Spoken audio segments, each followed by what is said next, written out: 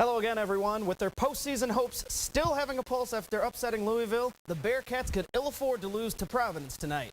And the Friars were looking to play spoiler to the Bearcats and postseason plans, hosting UC in Rhode Island.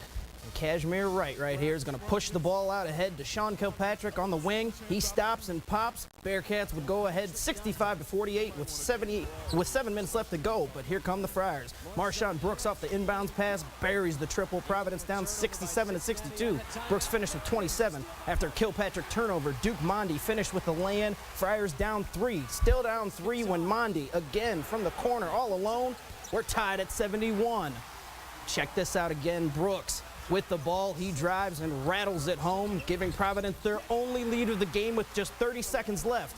Bishop would get fouled, but he would miss the first before making the second. That tied everything up at 73 and sent things in overtime. But in overtime, the Bearcats kicked into another gear. Makes you wonder where this effort was all game, because UC outscored Providence 20-8 in the extra frame. Bearcat Nation breathes a sigh of relief as they go on to the victory, 93-81. Meanwhile, over at the Cintas Center, a very familiar face in the house, former Muskie Jordan Crawford paying a visit.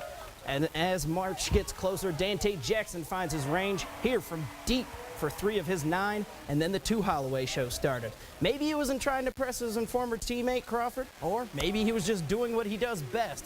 Holloway had 13 points, 8 rebounds, and 6 assists, and that was just the first half. The sick find for the Mark Lyons layup right there.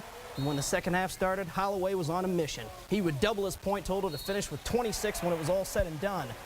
Here, Kenny Freeze backing down his man. He tried to finish with the jump hook, but like a good teammate, Jeff Robinson was there with the putback.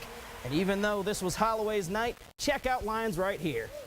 He's going to get the ball, hit circle for the spin, and then hold turbo all the way to the rim. And in case you were wondering, Holloway, second career triple-double, folks, 26 points, 11 rebounds, and 10 assists. Musketeers win 79-72. And how about those Wildcats? Number 22 Kentucky taking on the Gamecocks of South Carolina, and this was hardly a game. The Cats came out on fire. Darius Miller was deadly from long range. He hit all 4 threes he took in the first half, and he finished with 6 of 8 and 22 points. Not much else to say about this one. 5 Cats finished in double digits as John Calipari's squad takes South Carolina behind the woodshed 90-59. Ouch. And if Thomas More Saints could win this afternoon, they would finish the regular season undefeated at 25-0.